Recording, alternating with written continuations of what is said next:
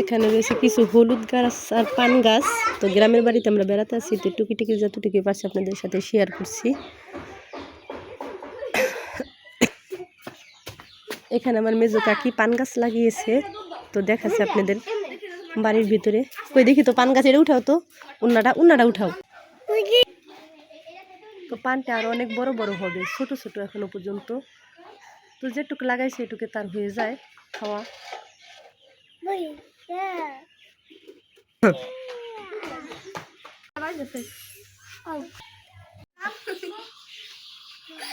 এখানে করে নিয়েছি কিছু চিকেন ফ্রাই, তো আরও কিছু রয়েছে, আমি এখানে ভেজে নিচ্ছি।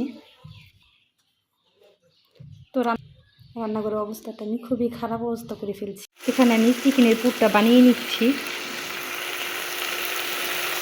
তো এখানে দিয়ে দিয়েছি সয়া সস দিয়ে দিয়েছি 1 চামচ, টমেটো কেচাপ দিয়ে দিয়েছি আমি 2 চামচ, টমেটো সস দিয়ে দিয়েছি আমি 1 চামচ, আর দিয়ে দিয়েছি 1 চামচ চিনি ফ্লেক্স।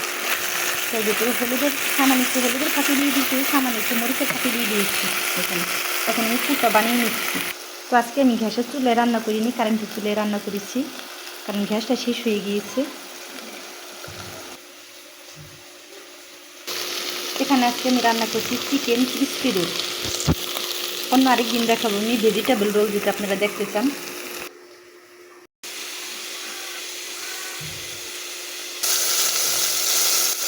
এখানে আমি চিকেনের পুরটা বানিয়ে নিচ্ছি। তো এখানে দিয়ে দিয়েছি সয়া সস দিয়ে দিয়েছি 1 চামচ, টমেটো কেচাপ দিয়ে দিয়েছি আমি 2 চামচ, টমেটো সস দিয়ে দিয়েছি আমি 1 চামচ, আর দিয়ে দিয়েছি 1 চামচ চিনি ফ্লেক্স। তার ভিতরে সামান্য একটু হলুদের ফাঁকি দিয়ে দিয়েছি, সামান্য একটু মরিচের ফাঁকি দিয়ে দিয়েছি। এখন আমি পুরটা বানিয়ে নিচ্ছি। তো আজকে আমি গ্যাসের চুলায় রান্না করিনি, কারেন্টের চুলায় রান্না করেছি, কারণ গ্যাসটা শেষ হয়ে গিয়েছে। এখানে আজকে আমি রান্না করছি চিকেন ক্রিস্পি রোল।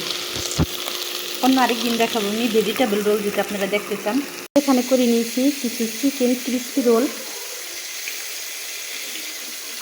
এখানে করে নিয়েছি কিছু চিকেন ক্রিস্পি রোল।